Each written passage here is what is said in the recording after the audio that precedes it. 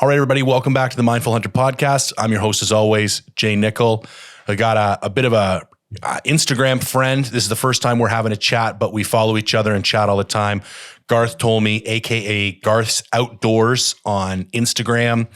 I follow Garth mostly for the food porn that he posts on a regular basis, and he was instrumental in kind of inspiring me to kind of get my Traeger, and you know, and he was very helpful in that regard. So anyways, I wanted to get Garth on because I want to have some more cooking stuff on the channel. And now that I've got my Traeger, I can also selfishly use it as an opportunity to pick his brain. So we're gonna talk a little hunting. We're gonna talk a little cooking.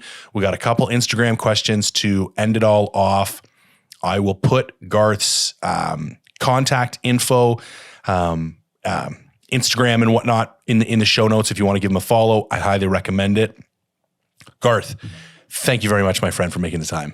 Thanks for having me. Oh, it's my pleasure. So I actually forgot to bring this up when we were just doing the intros there. I haven't had anybody on since this insane biblical flooding has been occurring, and you're kind of out there in the middle of it. Like, how's life in the valley right now, man? Yeah, we're a little secluded right now. It's, only one highway in and out, and it's a 2-lane road that's busy, and it's we can't go anywhere. So we're kind of hanging out here and trying to figure things out as we go. We finally got milk and cheese and some gas in town now, so we're on the mend. Man, with the first round hit, everything got kind of crazy. They were blocking roads off. They limited gas. You can still only get $45 at a time here in town. And I thought we were kind of okay. And then we just got hit by this second round. I had to go to 4 grocery stores the other night to get egg whites. It was like the most random thing to be out of, but just the whole store, man. And it's like, it's kind of funny that we're on here to talk about, wild game and procuring your own nourishment. It's times like these that I'm like, I literally have 4 freezers in the house. Like, as long as the power doesn't go out, and even then I'd be fine for a couple days as long as I didn't open any of them. But man, it makes you grateful to be a little bit self-sustaining as far as the food thing goes. Yeah, and know where your opportunities are to get food, right? Luckily, we still got a few days left of hunting season here. So if we have to, we can always go get a deer last minute. Yeah, 100%. So on that note, and you were just sharing that your family has been in the Chilliwack Valley for a very long time, since the early 1900s. So what did you grow up hunting? What's your background, and when did you start getting exposed to it? Well, my family's in the forest industry, so I spent a lot of time outdoors. So I think the first time I ever went on the hill, I was 3 months old. So I've been out in the woods for a long time. So it started there, and back then, hunting just used to be you threw the rifle in the truck when you're going to work, and then you'd get a deer on the way home or on the way to work, and then deal with it when you got home, right? So that's when how hunting was introduced to me. And then I always grew up with seeing my grandpa's huge bucks that he shot on the wall.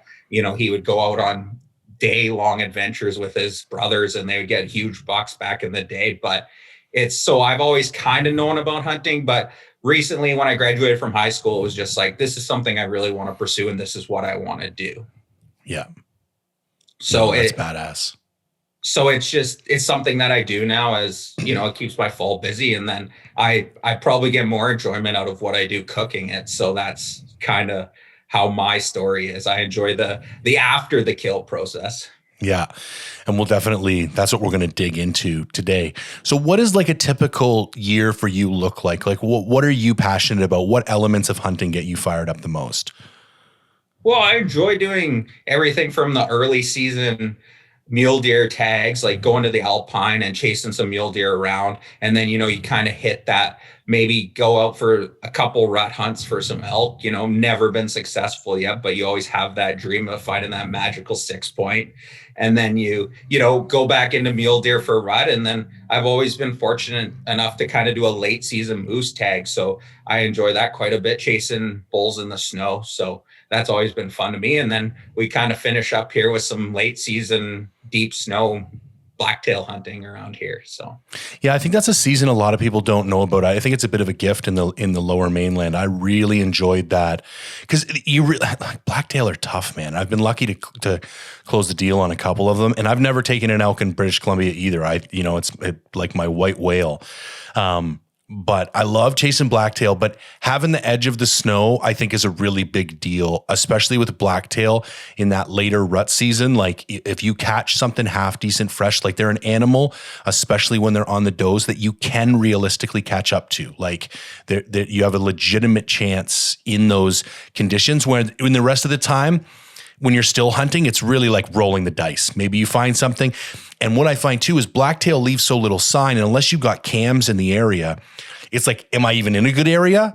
Like, it's not like other animals where there's enough of them around that you can feel confident that they're even around. Whereas when the snow, at least if I got tracks, it's like, okay, there might not be one here today, but at least I'm in an area that is holding deer. Yeah. I feel the same way, and you have to use that snow to your benefit, right? And that's been the terrible thing about these floods is all the snow's gone off the mountains. So now the last 10, 15 days of season here are going to be probably slow unless we get cold here at the end of the year. Yeah, that's interesting, eh? We got a real early dump and then it just all left because I was on my mule deer hunt last week of October. It was puking snow. And then a week after that, like everything was just gone, man. It warmed right up and this whole season's been kind of all over the place. Yeah, it's been a weird year. And I think everyone and everything I've seen on Instagram and from different YouTube stories, I think everyone, even in the North, would say the same thing about what the weather's been. So, yeah, I think so too. I think it's going to be a very interesting winter.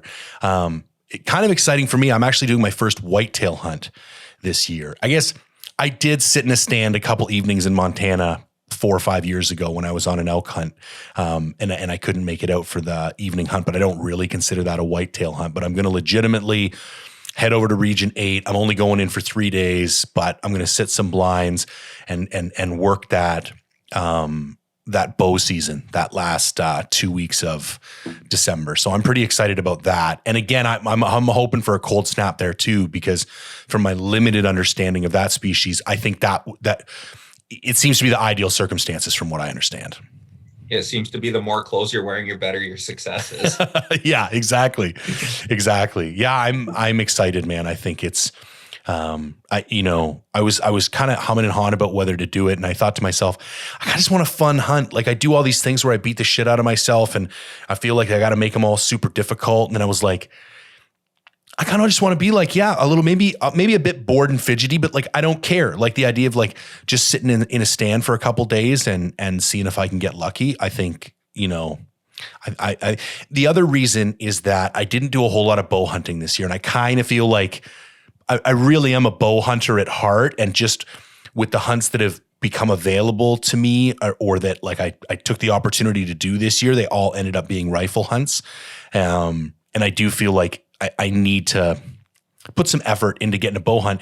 And there's really very little incentives for bow hunters in BC. Like we get the first 9 days of September, which is like, so what?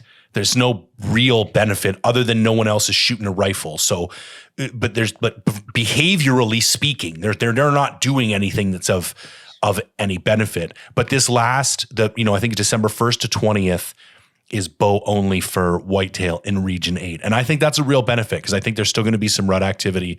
They're still going to be moving around and nobody else is going to be shooting guns. So it should be, I feel pretty optimistic that I'm going to bring something home. It'll be a fun hunt. There's no doubt about it. Yeah. And it seemed from all accounts from the people I talked to, like, I don't think the area is full of giants, but I think it's there's healthy populations. So I think I should be seeing deer every day, which to me is half the fun. Like I'm not really hung up on killing giant stuff. Like, don't get me wrong. When I have the opportunity, I'd love to, but it's just, I'm still at the point in my, hunting development where I still just get super excited about just getting in the mix kind of. And as long as they're reasonably mature, I'm a happy man. Yeah. Well, and I think most of my trips, I spend a lot of time looking at animals and trying to learn their behavior in order to hope to get lucky one day that it works out. Right. Yeah. 100%. Okay. So let's let's before we get into some of the details and some of the stuff that people can learn from, when did you catch the cooking bug? Like, is this something purely that came apart as like grilling and meat stuff, or was cooking something that you kind of felt drawn to early on? Oh, I would say it was early. From what my memory of it is I had a grandma who grew up with not a lot when she was a kid, and she had this skill of making food from nothing. Okay. And to learn and watch someone like that for so many years who could take, I remember oxtail as an example. You go in the grocery store and there's always a bunch of it and no one buys it. And most of the time it's got the 50% off tail on it, right? And she would buy that and she would turn it into some sort of delicious stew or dish or, something like that, a stir fry or whatever. She would just take it and turn it into something amazing. And you ask at dinner and you're like, what is this? And she would say, oh, well, it's this. And you're like, I don't even know what that is. And then you go to the grocery store and you start looking and you're like, people buy that. Why would you even want to buy that? And then you never went hungry and you always had a delicious meal. And it came from someone who just had this skill of knowing how to cook something and taking nothing, making something out of it, no recipes, no nothing. And it turned out spectacular every time, and so that's where it started for me. And I remember being, 5-6 years old, and I was at my grandma's house, and she always had cooking magazines on the table. And she had this magazine, and it was like Best of Bridge or Better Homes and Gardens or one of those types of magazine. And they had this rib recipe in there, and I remember it calling for bourbon. And you're 8 years old, you don't even really know what that is. And so I said to my mom, I was like, I would really like to make this. Like, this is something I think I could do. And I grew up with a gas powered grill, so nothing fancy, and we made these ribs, and everyone just couldn't believe how good they were. And so that's just where it started, and it just took off from there, right? And then I found Traeger, I guess, or Traeger found me, however you want to put it. So that's badass, man. I love it. And I love the oxtail. The only reason I know oxtail is because I really like pho. And I know that the stock for that is basically like an oxtail stock, but I've never made anything from it myself. The one thing I find is that the longer I've been cooking myself, the more drawn I am to I call subprime cuts. Funnily enough, I think neck roast might be my favorite piece of meat on an animal, especially with wild game. It's so lean, and I don't want to say it's flavorful, but not in the same sense that fattier or connective tissue, filled cuts. I really like that, the kind of stuff that most people don't get excited about, I think makes the more interesting food to cook with.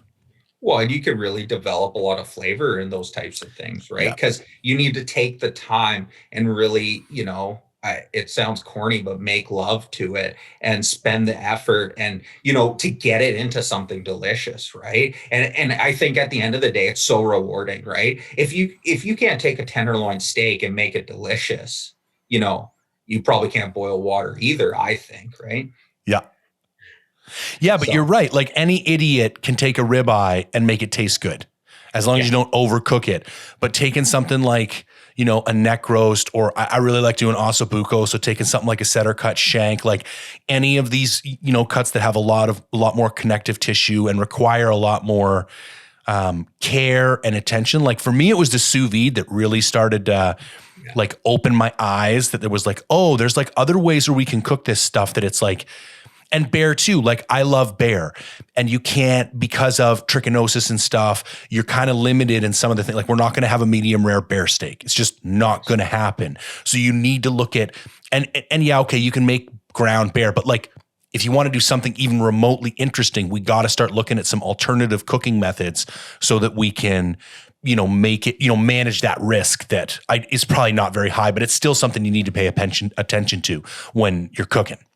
Yeah, no, and it's so true, right? And it's all about taking something and making it what you want it to be, right? Like, you know, something like a bear. I have never had great success with a bear, to be totally honest with you. Yep.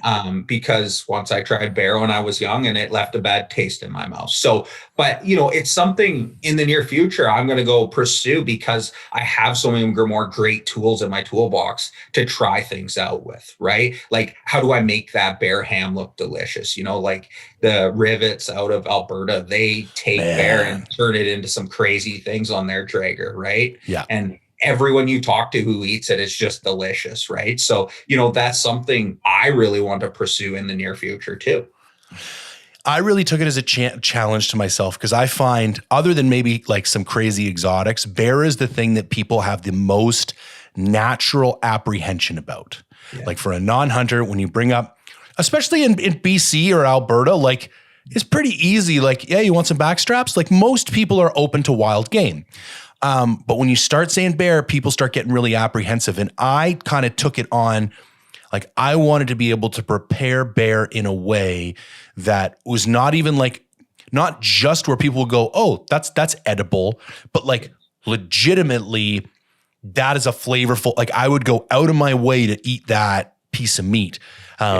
And the first thing I did, the whole reason I got that Traeger was to do those bear hams. And like, I don't mean to pat myself on the back, but my God, man, I'm probably more proud of those bear hams than any other piece of meat I've cooked in my life, especially because I like your whole make love to it. Like that shit took me a week, man. I had to make a brine. I had to marinate them for a week or cure them for a week. I had to spin them every day and a half. Like, and then I had to figure out, like, there was just a lot of work and effort. And I think that love gets translated into it. And there's a guy, one of the owners of the gym that I go to, Big Ron, hopefully have him on the podcast soon. He's a prime example. I gave him some elk sausage maybe a year ago, and he hits me up and he's like, man, do you have any more elk sausage? And he's like, I'm happy to pay you for it. I'm like, well, A, you can't sell wild game in North America. So no, I can't take money for meat. B, I'd love to give you some, but it's all gone. I said, I've got bear. And the texting kind of paused momentarily. And I was like, oh yeah, here we go. And he's like, I don't know about bear, man. And I did those 2 bear hams. And what I did is, I sliced some like really nice and thin, and took it into him. And I'm like, just take this home and give it a go, man. You could do anything you want with it. You could chop it up and just put it with some rice. You could just treat it like any old ham. You could have a ham sandwich with it. You could do anything with it. And he texted me back 2 days later, just mind blown. He's just like, this is one of the most delicious things I've ever eaten. And I'm like, yeah, that's bear, man. And the one caveat I will make about bear, I steer clear of fall bear myself. I'm a spring bear guy, and I don't tend to go into areas where they're going to be eating a lot of fish. I don't buy into the fact that bear doesn't taste good, but any bear eating fish regularly before you harvest them, and especially in the fall when you're talking like a rotting salmon run or something, like that bear is going to taste foul. That's like dog food bear. So that I will totally own, but a good spring bear handled correctly, I think can be a beautiful piece of meat. Well, and I think you proved it, right? Like with what your hams looked like and how you made them sound. It's like, well, this is something I got to go pursue, right? Yeah. No, I'm excited. And I think I'm gonna try and ham a whole hindquarter, because the mule deer we pulled out wasn't a gigantic deer. And I'm even thinking maybe just the front. But again, that challenge of like leaving a little bit more connective tissue. And last time I was able to brine just by soaking it. But in the reading I've done, and I haven't cured a whole lot of things, you can also inject it. And I think if I'm going to do a whole quarter, I'm better off to inject it, because I'm going to be able, like with the bone in the middle and maybe the scapula still on there and a bunch of other stuff. I think that's really the only way to ensure like a really even distribution of cure throughout. I don't think just dunking that thing in a pail of brine is gonna get it evenly distributed enough.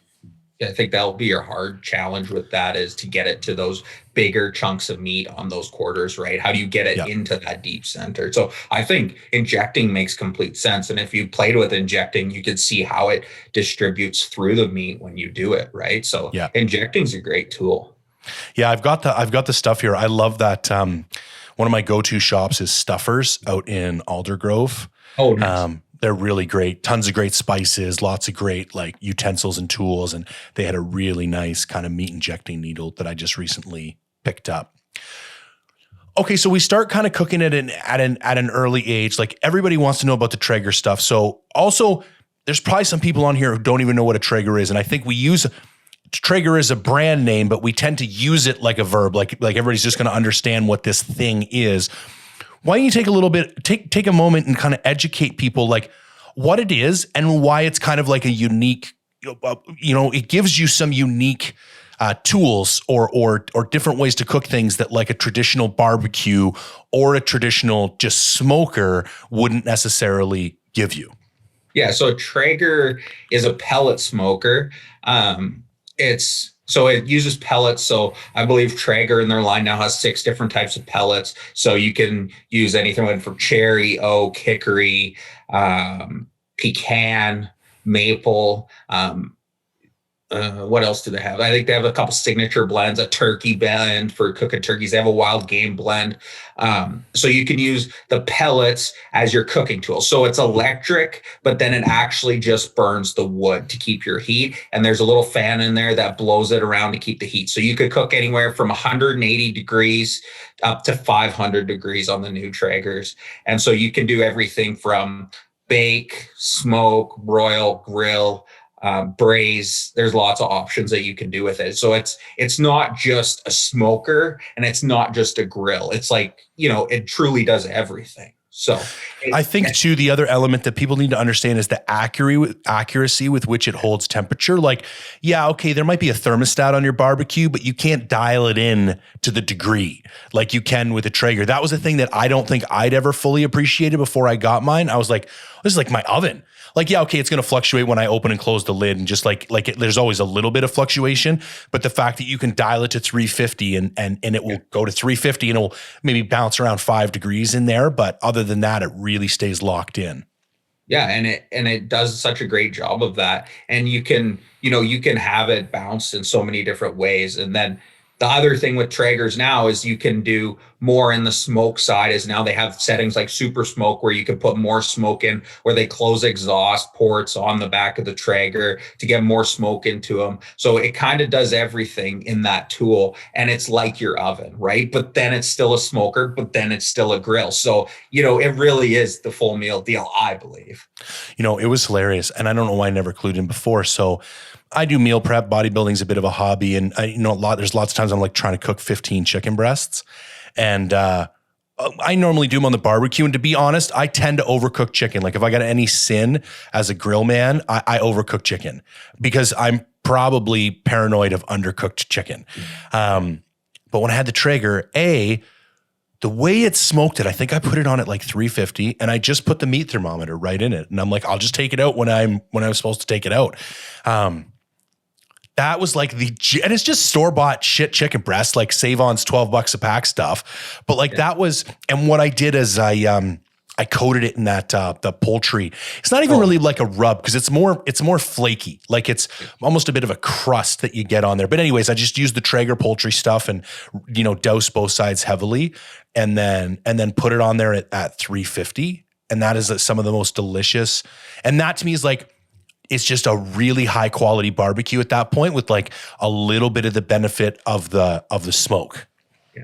Well, and it's funny that you say you overcook chicken, right? Because you think, how many times have you just gone to someone's house and, we're having chicken for dinner, it's on the barbecue, right? And, now it's to the point you almost have to politely decline because you're so used to having good chicken. Yeah. And it's just like, and you don't want to be rude, right? But you're just like, I'm okay. I'm going to have to pass on this, right? Like, and you'll go throw the same chicken breast on at home on your Traeger and you'll be like, yeah, that wasn't going to come from that guy's grill.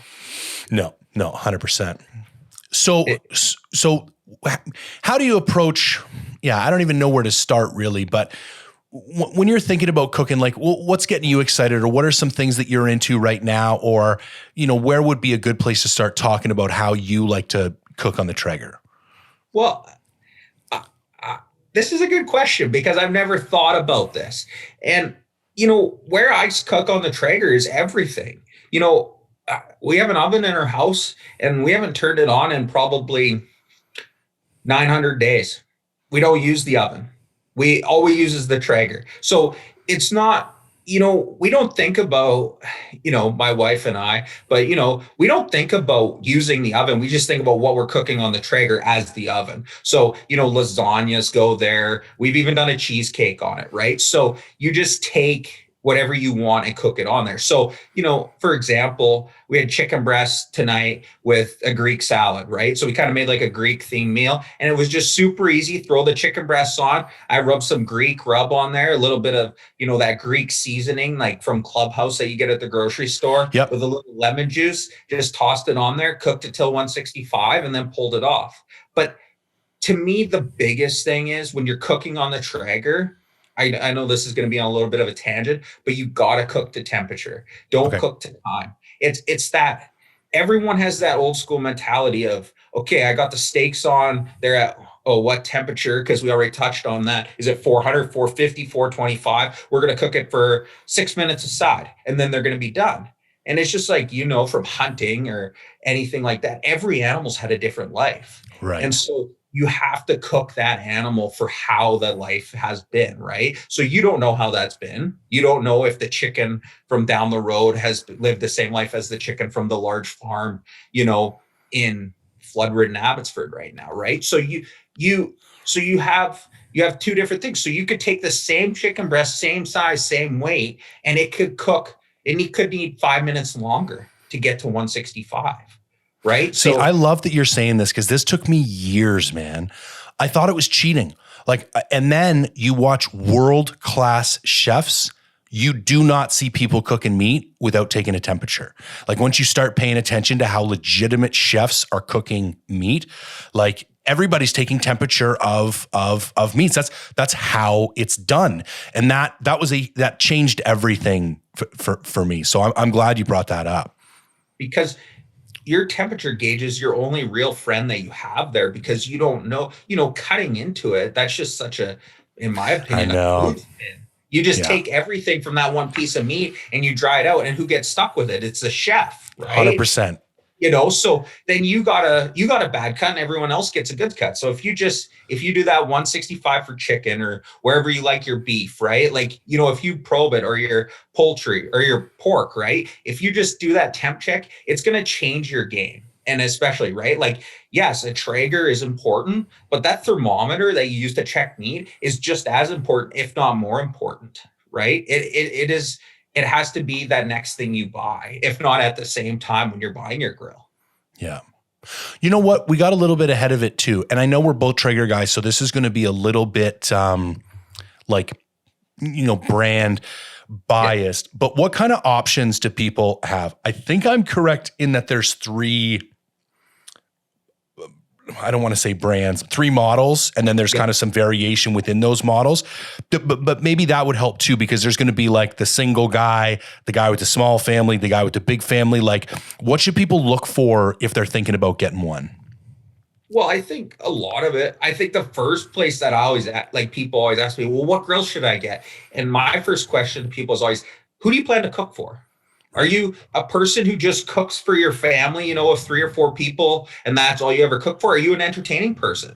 Because I quickly found out that as soon as, people start hearing that, oh, you're cooking all this amazing food, everyone wants in on it, right? Yes, so then you have to start hosting parties and functions, and people ask you to bring stuff. So then all of a sudden your grill just needs to be bigger and bigger and bigger, right? Yeah. So that's the first question. And then the next question obviously is like, what do you really plan on doing with it, right? Do you plan on using it as your everyday tool? Or is it just going to be a smoker for your pulled porks, your briskets, your bear hams, your deer hams, that type of thing? Or is it going to be, just quick chicken breasts? That's where I would go next, right? Because then you're going to want probably a grill that'll go a little hotter, a little faster. So there's the 3 series. There's the Pro, the Ironwood, and the Timberline. The Pro being the base model. So that one goes, I think it's from 180 to 450 for temperature cooking. And then it's very basic. It has all the has the Wi-Fi technology, so you could cook with it using your phone. And then the ironwood can go to 500 degrees, as well as the timberline. They have more insulation. They have the super smoke setting. And then it just comes to grill space as you go through the lines as well, right? So there's multiple sizes in each models, and then they go up in size. So the timberline 1300 being the biggest one, and it's got 1300, I think they say, square inches of grilling surface. So I've seen 6 turkeys put on a 1300. Whoa. Yeah. I wanted to do a turkey bad, man. So good. Yeah. Turkey was one of the things that really, it was my arch nemesis for a while. And now I'm a brine guy. I'm a 24 hour before. Yeah. And it took me years, man. And this was one of those things. I grew up with dry turkey. Like you would dread it every year. It's like, what do I got to douse this shit in to make it palatable? And that was just how the turkey was cooked every year. Like I was like, and nobody ever said anything about it. In fact, I think that's you hear people say, I don't really like turkey. It's dry. And I'm like, bro, the turkey is not dry, my friend. You know what I mean? Like someone cooked the shit out of it. That's why the turkey is dry. And that was one of my kind of really big goals, is like, I want to cook a turkey that is like beautiful and delicious. And when you're slicing through it, the juice is still coming out of it, but it's not pink when you get to the middle and you get close to the bone. And it's a very doable, like it's not even difficult once you actually like figure out what you're doing. But as soon as I saw that, I'm like, oh yeah, there's a turkey's getting thrown on this guy real soon. Yeah. And brining is the key to a turkey, I believe, right? I think so. It's such a complicated piece of meat. Like you need some leeway there. And that brine and that extra salt and that extra water really it buys you a bit of leeway. And otherwise it's a real tough, I think you're making it pretty difficult to yourself to cook it perfectly and not have it go dry on you. Well, and it gets back to that whole thing. You don't know how that turkey lived, right? Right. So when you get them and they all say Lilydale at the store, they all look the same, right? They all got, this is a couple kgs different in weight, right? So you're like, I don't know which one's going to go. Let's hope this does, right? Yeah. Brining turkeys is phenomenal. And, hopefully you like doing it when you do one. Hopefully you do one for Christmas or something like that. And, then you'll be the guy who brings the turkeys, right? You'll be the turkey guy. And then you're always going to have the turkey, and then it becomes less of a problem. Yeah. And it was funny you mentioned, like, I really did turn into that guy in my family that, like, when there's a big family function, it's at my house and I do the cooking. And seeing how excited people get to come over, and there's normally like a big, I remember I did a beef Wellington one year for Christmas, and that was another like really big moment. Like that's a very technical thing to cook, and it came out perfect. Like the pastry was fluffy, and the mustard sauce was layered perfectly, and it was still pink in the middle. Like, and it's just, I think that's part of like the people who end up like cooking are you like kind of bringing that joy to people, like being that guy that like, I put that on the table, and just watching how happy everybody gets, eating that meal. Well, and there's nothing more rewarding to me, right? I just recently did a family get together, and I put some briskets on, and I cooked them about 16 hours, right? And you cut that piece of brisket, and you just, people, you watch their face, and it's just like, I did not know something could taste that good. And you get that inside, you're just like, yes, I nailed that, right? And everyone, you look at a piece of brisket and you're like, what am I going to do with that? Right. Yeah. Recently through this flooding, I saw Safeway threw a whole bunch of briskets out on the freezer, because it was like probably one of the only cuts of meat they had in the back, and no one wants it. Right. And I'm just in there and I'm like, well, is it hoarding if you load up your grocery cart with all these briskets? Cause I know what I can do with them. Right. Yeah. And brisket just, that's something that changed my cooking. Right. It's just, you take that big piece of meat and you turn it into this amazing thing with bark and the smoke ring, and it just falls apart in your hands. And it's the most rewarding thing you could do. And that's what the Traeger, or I say any good grill, but Traeger to me can do for you, right? It just changes it all. So the funny thing is I'm cooking a brisket this Saturday. So my daughter's birthday is this week and we're doing like a family birthday thing Saturday and then the, school birthday thing on Sunday. Also, my wife is Jewish and Hanukkah is this week. So Saturday is like, and the funny thing is brisket is actually a very like prominent meat in Jewish cooking, which I never thought it was until I married a Jewish lady. And I was like, well, this works out for me. Like we could eat brisket all the time. They tend to do more like slow cooked, lots of sauce, still delicious, but just a different methodology. But I was like, oh, this will be perfect because I got the Traeger now. Brisket kind of fits in right across the board.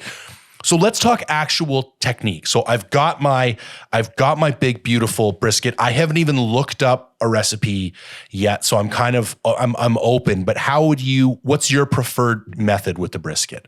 Well, I guess I'll ask you two questions. Is it a packer brisket or is it just a flat?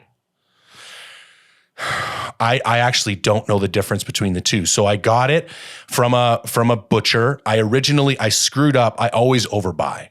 So when I originally went to maybe 6 months ago, we were having something and I was going to do a brisket. So I'm like, yeah, give me whatever. And he goes to ring it up and he's like, yeah, $189. And I was like, I'm like, my wife is going to freak out. I'm like, what did I just do? And the thing he hands me is just like, yeah. So I cut that in half and I'm left with probably like a 9 to 10 inch by 9 inch square and maybe 3 inches thick. Like it's a pretty good slab of meat. Yeah. So I guess I'll kick it back a little bit. Okay. And when you buy a brisket, you want to buy a packer brisket. Okay. So there's two parts to a brisket. There's a point, which is that big fat end. And it's a little bit thicker. And then there's the flat, which is that it goes down to a skinnier end. Okay. And then they should have on the one side, there should be a fat cap. Yep. So you want that fat cap and you can trim that according because, brisket and barbecue, especially barbecue brisket, have a lot of different theories about it. Guys from Texas think you got to cook it fat side up. Some people think you cook it fat side down. It all depends on what you think. Okay. I cook fat side down. So what you do is you take that brisket, you're going to want to trim it off. So every little bit of fat on the surface, you're going to want to remove because that's what gives you that bark and that's what helps get your smoke ring in. Okay. So if you don't take the fat off the meat side, you're going to lose all your rub or whatever you put on. It's just going to fall off when the fat renders. Do you leave the fat cap on the bottom or do you take it off too? No, you leave it on. Okay, so fat cap on the bottom is okay, but the kind of around the edges and the top, you'd remove surface fat. Yeah, you're going to want to remove that. And then when you cook like a traditional, like a barbecue brisket, some people ask for the fatty side or the lean side. So the fatty side comes from the point or the lean side's the flat. And the people, have you ever had burnt ends or have you heard about burnt ends? Yeah, 100%. Yep. So burnt ends come from the point. So that's the fattier side. Okay. So, but what you do is you want to take it, you want to trim it up nice. You want to make your brisket aerodynamic. So as weird as it sounds, when you cook in a Traeger, it's kind of a convection cook. Most smoke this way. So you're going to want to get the smoke rolling over top of your brisket, right? So you're going to want it so it flows nicely over it. So you want it cut nice and aerodynamic, no rough edges, nice clean lines. And then you're going to want to rub it, I would say. So you're going to want to put whatever you want on it. One thing with brisket is it's so forgiving with your rub, I find, because it's such a hearty piece of meat. And when you get it, you're only going to eat a little bit of that outside bark. So don't be afraid to rub it. Okay. And don't be afraid to go a little bit over if you think it's like over the top, right? Yeah. So, traditional, if you want to go traditional, salt, pepper, garlic is pretty traditional. Salt and pepper is traditional. Or you can do whatever you want. If you want to buy a rub or you got Traeger Rubs, you can do I got a bunch of Traeger Rubs. I think I got most of them. They sent me a big box of them. I'm trying to remember what most of them are, but I remember even thinking one, there might be like a beef barbecue. I think so. Yeah. Prime rib's really good. The coffee rub's really good. Okay. Those I like on brisket as well. So just rub them down and then you're going to want to throw it in the grill. So you're going to want to take that brisket and you're going to want to be like, okay, I want to eat at, let's say 5 o'clock dinner time. Yep. So you're going to make sure you're pulling that brisket off around 3 o'clock, between 3:30. You want to give it an hour to 2 hours to rest. Huh. Okay. That's a big thing. So let's say you're going to want to cook it at 225 on super smoke. So you're going to throw it in at, let's say 5 a.m. Okay. You're going to throw that brisket in there. Always remember, meat cool to the grill. It takes on more smoke. The meat is cool or the grill is cool? No, meat is cool. Okay. So you want that. So you can do your rubbing and your trimming, but you don't want that meat room temperature when you put it on the grill. Okay. So you could almost put it in addition, like put it back in the fridge or whatever after you rubbed it. Or if you just came out of the fridge, you could rub it and put it right on, but you wouldn't let it sit there for half an hour or whatever. Yeah. You're going to get more smoke into it that way. Oh, okay. So then you throw it on the grill. So let's say 5 o'clock, around 165 is that magic number. You're going to want to pull it out and wrap it either in pink butcher paper or tin foil. Okay. And then then you're going to want to wrap it back in that and make sure you wrap it tight so there's no extra room. And all that does is that just helps that last bit of fat in the meat break down. Okay. Because your meat's only going to take as much smoke as it can take. Okay. And then you're going to wrap it, and then you're going to throw it back on the grill and pull it around 203 to 205. The best trick I ever learned about brisket was take a toothpick and put it in room temperature butter. And how that toothpick feels going in that room temperature butter is how that meat probe should feel going in that brisket. That's pretty good, man. So you can feel when it's done, right? You just start checking it, So you're getting an internal temp of 203 to 204? Yes, exactly. Okay. And I've been fortunate enough to cook some Wagyu, and sometimes you're finishing those around 210, 212. Really? Yeah. So is that because there's more fat? You're taking them to a higher temperature? Higher temperature, yeah. So they're fully rendered. Okay. So and it's all about that feel. It takes a bit of time to get that feel, but you just want to play with the butter in the house. Just stick your toothpick in and out of it, and then you'll get that feel, and then you should be able to do that. But it's around 203 to 205 will be that. And then you're going to want to give it the hour and a half or 2 hours from that point. Yes. So then what I would do is I open up the wrap, let that initial steam come off it, and then throw it in a cooler. So if you got a Yeti or something like that, like a good cooler, good insulation, you throw it in there and let it rest. And then you just wrap it back up while it's resting, and then pull it out. And then you'll just want to slice as soon as you're going to eat, because brisket dries out really fast when it hits room.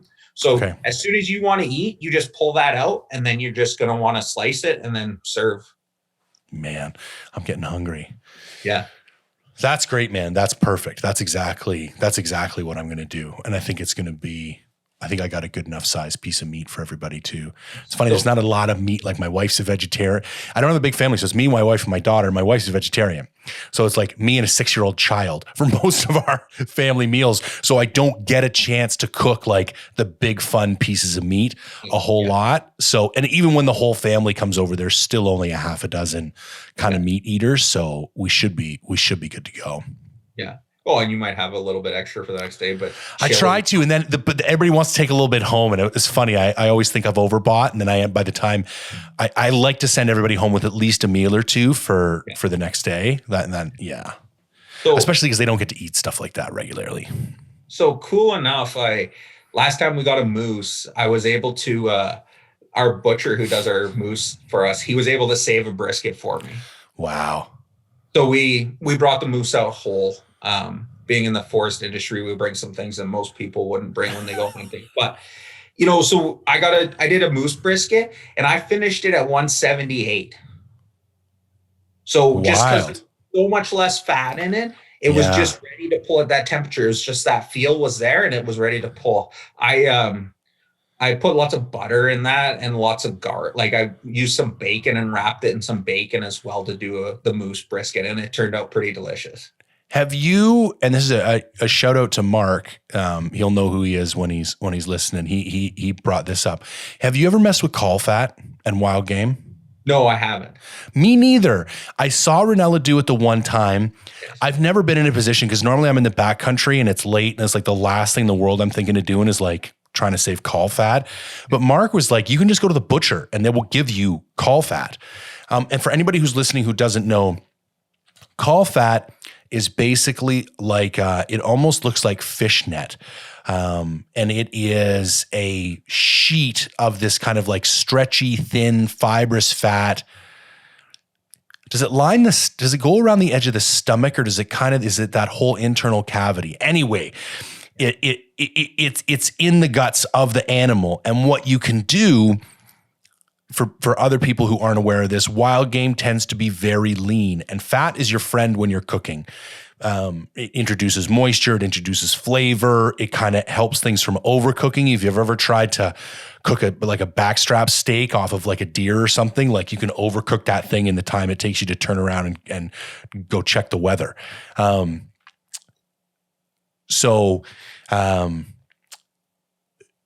One of the ways to get around that, like what you're saying, is introducing an external form of fat in order to keep that moisture up and keep all that other stuff. So he was saying he's had very good success with wrapping pieces of wild game in. And again, I think a method like the Traeger, because if you try to do that on like a flamed barbecue, you're just going to end up burning that caul fat to a crisp, where I think that like slow and low Traeger like method is really you're going to be better off with something like that. Yes. No, and it makes sense, and I've just never done it yet. And it will get done. Yeah, I want to as well. Okay, I want to keep us moving, because we'd be here all night talking meat, and we're definitely going to need to do a round 2 of this at some point, because there's other big pieces of meat I want to touch on as well. But I think something that might benefit people more, and it was one of the Instagram questions. Can you share one of your favorite like really non-traditional things? Because that's the other thing. Like you talked about the cheesecake and you talked about the lasagna. Like when people think Traeger, they think brisket 100%, or they think pulled pork 100%. But to see some of the shit that you've pulled off, and some of the other stuff that some of the other more popular Traeger guys I follow have pulled off, is just like, I wouldn't have ever thought to like cook something like that on the grill. Yeah.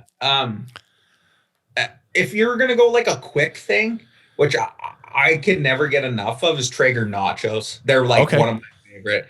Just like, throw it on the grill, give it some smoke for 10 minutes, crank it up, melt that cheese, and good to go. That would be one of my favorite, like quick, easy. Why would you put that in the oven when you can add flavor from the wood? I don't get that, right? But, I really have this fascination with baking cookies on the Traeger. All right. I love it. Like, and just simple things, simple chocolate chip, but you're like, why does this chocolate chip cookie taste like so much more? Right.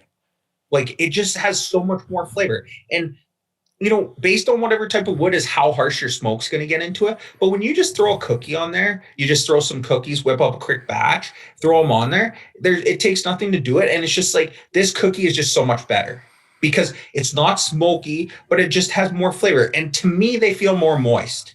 Right. I don't know what it is, but they taste more moist to me. I'm a big fan of like a baked good on the Traeger. I really enjoy them. Okay. So I have a very specific question about this, because I experimented with an apple crisp. Nice. And it was okay. I'm going to give myself a B+.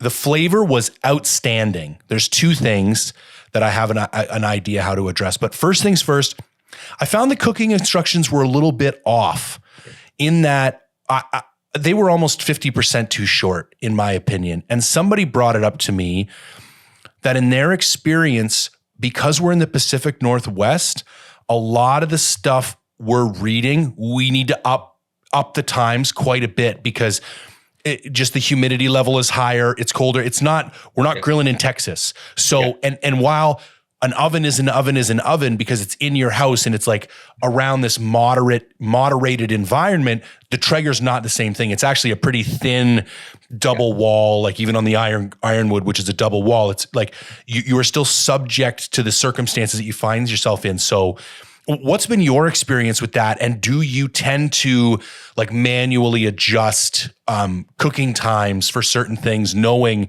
the area that you're living in? Yeah. And moisture is a big factor there, right? And sometimes, the one thing I would say about here is how damp of an environment we live in, sometimes your pellets get a bit of dampness into them. And so that moisture just comes in, and I think it doesn't have that dry heat sometimes you want when you're at those higher temperatures. So sometimes I find with that, if your grill's not clean enough, like just taking a vacuum, vacuuming out the bottom of your grill, that will make a difference too, right? Just standard grill maintenance. But I always sometimes, like on a pie or something, I'll probably go 10 degrees higher and the same amount of time. I found that to be a good adjustment. And then you kind of just have to look and play with it a little bit, right? You know, but if you start with something simple, let's just say a cookie, if you eat a raw cookie, it's not going to hurt you, right? So if you say, okay, 8 minutes is my magic number at 375, and so that's where you like your cookies, okay, you can adjust that. If you normally cook 400 for 7 minutes, right? Just take that factor in, or however you like. You know, I've just found that I have to play with it, and every day is so different here. Right. I think that's part of the art form of it. That's also what I like about it, is that it does like require a little bit of like care and attention. And it's like, it's not this perfect device that's going to do everything exactly the same every time. There's like, it's got character, and it's even as you break it in, I'm noticing that like, as I use my grill more, it starts to behave a little bit differently. I've always really believed in like the flavor of a grill. Like I don't like a new barbecue. I like that barbecue that's like been broken in and it's got some fat and some grease, and like, you know, the grill has kind of, you know, been cured. And I do find that like each grill kind of carries its own flavor. Cause I definitely noticed that. The other thing I think too is like ingredient selection. I kind of take pride in like my mashed potatoes, and you really have to pick, like there's potatoes that make good mashed potatoes and there's potatoes that don't. And it depends how you're doing it. There's potatoes that I would never boil and then mash. And then there's other potatoes that I think that's a totally acceptable method. And I haven't done a lot of apple crisp, and I bought Honeycrisp apples, and I was talking to my mother about it later, and she's like, you didn't pick because that's a very hard apple to begin with. So to get that apple to like break down and truly caramelize, she's like, you're already fighting a bit of an uphill battle. And one of the things I thought, what I'm going to do next time, because it had a bit of smoke, but I'm like, I want more smoke in this. And there's two things I'm going to do. I'm going to peel the apples, leave them whole, and just smoke those for like 10, 15 minutes, just on their own, just to get that process started. Like, let's just start breaking down, and then slice them up and wedge them up in there. And I think I think it had me at like 350 or 375. And what's the super smoke shut off at? Is it 220 or something? 225. So I think what I would do is maybe super smoke it at 225 for like the first half hour or something. Like just take some time, let the smoke really get in there, and then bring it up to that 375. And maybe at that, I would even probably next time not worry so much about time and just keep an eye on the apples. Like pick a corner, and when those, same thing, maybe just grab a toothpick. And when those apples started to get to the point where I could just slide that toothpick in and out, I would know that's where I wanted, you know, that apple crisp to be. Yeah. So interesting enough, I just did a cookie recipe lately, and I took their peanut butter chocolate chip oatmeal cookie. And I took the oats at first, spread them out on a cookie sheet, and then I just smoked those for 10 minutes. Okay. Like 180. And then I let them cool and then threw them in my cookie dough. And then my cookie had that smoke flavor, but I just cooked it at like 400 degrees, the cookie. And so you got that smoke flavor, but you just used your grill just as a normal oven then. Yeah. I like that too, because some things like a cookie where you're worrying about it rising and falling, you don't really want to mess around with like going in warm and then bringing it up to temperature. So I think that's a great idea to get more smoke in there, and yet still, you know, baked goods are sensitive and they need to be treated a certain way. There's somebody else had a specific. I got one more thought for you. No, please do. Yeah. Hit me. One of the most underrated cuts and one of my probably most favorite to cook would be a tri-tip. Okay. So, and that's hilarious because I actually posted your tri-tips when I did the Q&A, and I didn't know that, but I was like going through it. I'm like, that's a nice picture, man. So it's just part of the sirloin. So it's just one of the tips of the sirloin, and it's just a roast. So they're pretty thin. They're about inch and a half thick, and they're about 2.5 to like 3.5 pounds is what you get a tri-tip. You have to go to the butcher, and you have to make sure your butcher is someone who still cuts a whole half in store. It can't just be someone who has like kind of pre-portioned quarters or stuff. It has to bring in full halves, and then they'll cut you out a tri-tip. They're reasonably cheap, like, because again, that's not a great cut. Like, you wouldn't cook it like a steak. Like, it's not like a high-end piece of meat, is it? No, it's not. But I think you can make it better than a tenderloin. Right. Okay. So, and then what you do is you just take it, smoke it till you get to that internal temperature you like. So if you like medium rare, like 120 to 130 internal temperature, pull it off, wrap it in tinfoil, crank your grill up to 500 degrees. Sometimes if you want, throw a cast iron in there with some garlic, some butter, that type of thing, and then sear all the sides so you get that nice crust on the end. And to me, that is like hands down one of the best cuts you could ever do. That's one of my favorites to bring to hunting camp. Okay, so this is interesting because much like the sous vide, there's kind of this argument to like pre-sear or reverse sear. And so would you say as a general rule with the Traeger, you tend to prefer the reverse sear, like kind of seal that up and put the crust on it after you've done your basic cook? Yes, because if you want that smoke flavor, you're only ever going to get that in at the start. You're not going to get it in at the end, right? Oh, right, because you're essentially sealing up the meat if you sear exactly. it, and then nothing's ever gonna. Because that's the whole point of on a traditional grill, you don't want the juices to get out. So people are going to sear it at first, lock in all the juices, slow cook it afterwards. Instead, we want to get the smoke in, so we're going to slow cook it first and then sear it when we're done. Yeah, I've heard that. I've heard the reverse sear put as the redneck sous vide. I like it. I love that sous vide, man. Like, I've done some really fun stuff, like 36 and 48 hour cooks. And what was interesting, and then that really helped me define the difference, like how you need to treat different pieces of meat. Yeah. You can't put like a nice roast in the sous vide. Nice meat that doesn't have all that connective tissue, like it almost turns mealy. Like it doesn't like to be slow cooked like that. And I think it has something to do with the proteins, because I think they break down too quickly or too easily, and you actually start losing like the structure of the meat itself, and it doesn't have a nice mouthfeel. Like, I took a really expensive piece of meat one time and I was like, this is just shit. Like, it does not taste good. Yeah. And it's that slow, like you're overcooking it to what it is, right? Like, it's like taking oats and making oatmeal out of it, right? Like, you just overdid it. 100%. The thing you're going to have to get started on playing with is smoking to the sous vide. Oh yeah.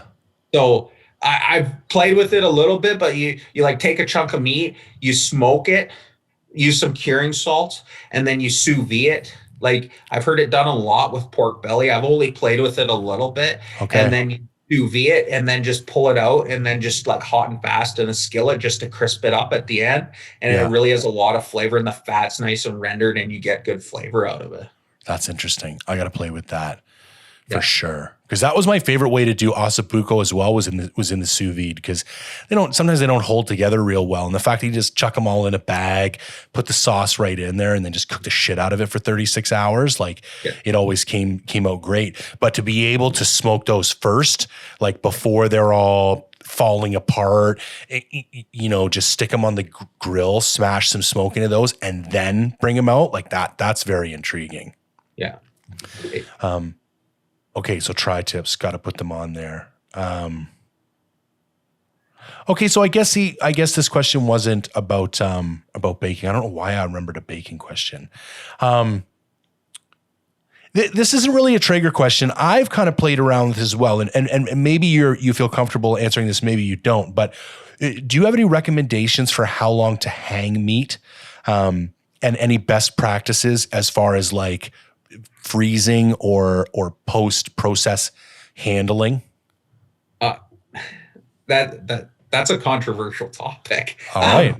I don't, lots of people have very hard feelings on this, right? I brought up my grandpa earlier. When he used to shoot a deer, he used to hang it 3 weeks in the shed out back, and then they would butcher it, right? Yep. Nowadays, people don't necessarily like there to be a little bit of flavor to it. So, I'm indifferent either way. Dry aging is something that's phenomenal, right? Like taking it and, throwing it in a fridge with some air movement and then, dry aging it for, 21 days, 28 days, that type of thing, or even wet aging it. I've heard nothing but, when you buy full prime rib is to look at that kill date on the package because they're all cryovac at kill date, and then take that and you want to cook them, between the 45 and 60 day mark is right where you want to cook a prime rib. And that's a wet age because they're in that package, right? So don't freeze them, just throw them right in the fridge and then get them to that 45 to 60 day mark and then cook them. So I'm indifferent either way, but you totally have to do what you're comfortable with, right? And it's, I don't have an issue necessarily pulling something out and letting it thaw a little bit and change my mind and then refreezing it, whereas some people have an issue with that. So I've never been sick or had been sick from something like that, but I think sometimes those things can happen if you don't cook them to temperature.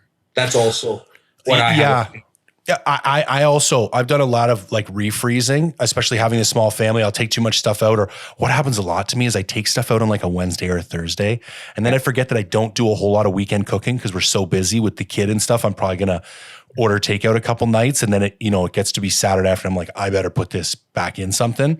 And I've never had an adverse thing. The other thing, and I've heard a couple people talk about this, is kind of like freezer aging. Like a lot of people are afraid to let things. And I've met a couple guys who don't want to eat their meat until it's sat in the freezer for 6 months. Like they really feel like it breaks it down a little bit. It starts to work it in a little bit. And then it just eats better. Those bear hams I made were in my freezer for 2 years. And you'd never know it. You know what I mean? Like, in fact, one of the corners was even like the butcher paper was even like it had just got busted open from like sitting in a freezer for 2 years. And after I wrapped it up, there was like a little dry piece of meat. That was it. Like shaved off 1/4 of an inch, and you never would have known. Like there was nothing wrong with that meat. And I think that's the other thing people get a little too paranoid about. Like, and you can wrap meat no problem in just butcher paper, and you will get literally multiple years as long as it's treated properly in the freezer. And I think people are a little too conservative in their freezer times as well. Like if something's been sitting in there for a year, they start to get worried about it. And if it's wrapped right, like go to town. I've eaten multiple 2-3 year old packages of meat that came out of my freezer with no issues and tasted fine. I just cooked a moose roast from 2017 last month. And there was nothing wrong with it. Nothing. And we should limit those comments to meat. Fish is not the same by any stretch of the imagination, but I agree wholeheartedly. For meat, you can be really aggressive with freezing times. Yeah. And if you're questioning it, don't be afraid to do something like turn it into a jerky. Right. Or a stew or something like that where, like something where you get a little more flavor into it. Don't be afraid to do that. I struggle to hear about people who, throw meat out or give meat to their dogs because it's been in the freezer for a year. To me, that's just such a waste, right? And I love your idea of the stew too. And the other thing that I tell people is like, don't be afraid of your slow cooker. Because like you can take some pretty like not great cuts of meat, you cube it up in 1-inch cubes. And I literally just buy a lot of those sauces. Some of those Clubhouse sauces and marinades from Save-On are great, man. And you like quarter up a couple onions, chop up a couple potatoes, chuck it in there for 8 hours with like a little bit of marinade. And it's like, you're going to have a real hard time screwing that up. Like anything you put in there is going to come out tasting pretty good. And it's super low maintenance. It takes 10 minutes, throw it on in the morning, forget about it. You come home at night and it's like a 1-pot meal. You're done. Or your Dutch oven in your Traeger. I'm going to have to start experimenting with that because that's how I did. I finally got a Dutch oven, and the last time I did a brisket, I did it because I wanted to experiment with the difference between a slow cooker and a Dutch oven, because technically a lot of people would think it's the same thing, but having the heat sourced in the slow cooker is different than having the Dutch oven inside something hot. And I definitely noticed a difference. Like it was a slightly drier. I think the sauce, what's the word I'm looking for? Like it thickened, whatever the word is I'm looking for. Like Yeah, it definitely dried out a little bit more, and there was a bit of a different flavor. But I think then taking that and doing it on the Traeger would definitely be the next step. Yeah. And it's delicious. And then, if you're lucky enough to be around home when you're doing one of those cooks, just stir it up every once in a while, right? And you get so much flavor into like a chili or a stew or something like that. Yeah. Okay, another question. Oh, that was from Basecamp Doc, by the way. John D14 says, how often do you clean your grill, and what's your like general cleaning / maintenance regiment for your Traeger? So I vacuum out the inside, so I pull the drip tray out, all the liners, I vacuum it out. I try to vacuum out between 1 and 2 bags of cooking. Okay. So and then when I do that, I just take a handful of good pellets and throw them back in the fire pot. So there's no delay in your startup time the next time. Okay. And then typically when I do that, I just cover the drip tray in tin foil, peel that tin foil off, put a fresh sheet on, and then just go back to cooking with it. Okay. So quick, easy. And what about the actual grill itself? Because I've always been a barbecue guy. I turn it up. I normally turn it on high. I come back in the house for 10 minutes. I go outside. Now grill is hot. I never scrape a cold grill. Scrape the hot grill when the stuff comes off easy. Same type of deal with the Traeger? Yeah. Yeah, you could totally do it the same way. Or when you pull out the grills to do it, just scrape them off then. And I never wash them because I never feel the need to, because, I cook so frequently on them. You could always give them a quick scrub down if you do cook. Like if you're a long time between uses. But, it's kind of that seasoning thing you talked about. Yeah, man. You don't need to get rid of it all, right? And sometimes, I'll take the Traeger cleaner, it's all natural, and just spray it in there and wipe a little bit of the grime off around the edges, just to keep it clean. But, you do a big, like a fatty cook, like let's say pulled pork, like a Boston butt or something like that. You're going to want to wipe some of that fat off the inside of it, right? But, just your everyday cooks, sometimes you don't even need to clean it. The biggest thing is the vacuuming out the inside to get rid of that ash. And I know charcoal grill guys would say the same thing about their charcoal grills, vacuum out that ash in the bottom. So it just keeps it fresh and going. Okay. I think we talked about this a little bit, but maybe hit on something we haven't. A Traeger most people don't try, but they should. A Traeger? Should I say that again? I think I might have said it. Did I read it wrong? Yeah, a Traeger recipe, most people don't try, but should. So maybe something a little bit, we've already touched on friggin' cookies and apple crisp, but maybe something else that you think most people wouldn't think of. Well, I would say that baking thing for sure, right? A baked cheesecake, crazy, but so good. So there's some Traeger people I follow that throw these ridiculous desserts out the window. Like they're just like, I can't even fathom doing that, right? And they do an amazing job doing it. So baking, I think, would be huge. And then things like vegetables are so simple, but so easy on the grill. Just throw a head of asparagus down on the grill. Most people, they steam it in their house, right? Or taking, 3 or 4 pieces of asparagus, wrap them in some bacon, throw them on the grill, right? You change that flavor profile. It's not your same old lame steamed vegetable, but it's just so delicious, so much more flavor, a little bit of crispness, like that bite to it, but it has it's still cooked. I can't, everyone thinks a grill is meant for meat, but it's meant for everything. So, on that note, there's one other recipe thing I want you to, because you're one of the only guys I've seen do this. Talk to me a minute about dips, because I've seen you do some crazy dips on the Traeger. Well, cheese should be a food group on its own, right? So anything with cheese takes so much flavor, right? And dips have so much ability to take in so much flavor. And to me, it's all about getting that flavor in and getting more into it, right? So, doing everything from a bread bowl to just a simple baked dip, everything takes that flavor and you can cook it so nicely. And then you don't dry it out because there is moisture in that grill. So you don't have to worry about overcooking it. You get it nice and bubbly, and it usually turns out quite well. And dips are, I actually forgot totally about dips, but dips are unreal, right? Like they just have so much flavor. doing like a smoked brie type of dish, that is always delicious too, right? Like just That'd be amazing. things that you want to put more flavor into that you feel like lack, they can hit that grill and they can do so much. I'm thinking now, have you ever had halloumi? Yes. The Greek cheese. I'm thinking, how good would that be? Because I've always done that like on a skillet or a frying pan on the stove, or maybe even baked it. I can't remember now. But how good would something like that be? Just some sliced halloumi, maybe in like a cast iron pan, right in the Traeger. Like that would be phenomenal. The one thing that I did, it was actually last January I did it, was like I did like a gyro or like a Dawn Air or whatever you want to call it, took that and actually did the pita right on the grill, like took the raw, kneaded it into a round surface, just basted it with some garlic butter and just did it hot and fast, really quick on the grill. And that turned out amazing.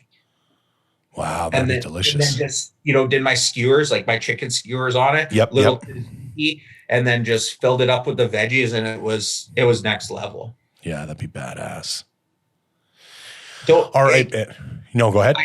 My biggest thing is don't think of your Traeger just as a grill. Think out of, try anything you want on it, right? Right. The opportunities don't end. Oh, I think that's a great piece of advice. And that was really like, you can do normal stuff like your chicken breasts. You can do really far out stuff. Like it's a very versatile cooking device, 100% for sure.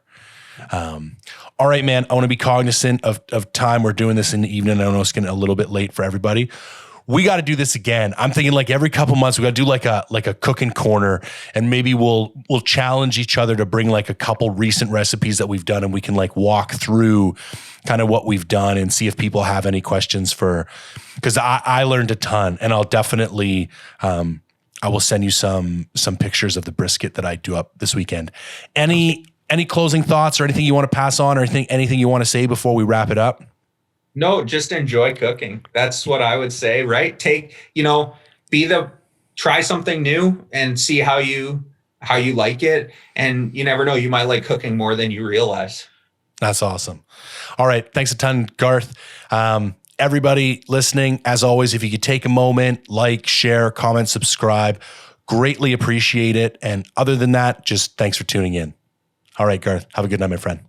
Okay.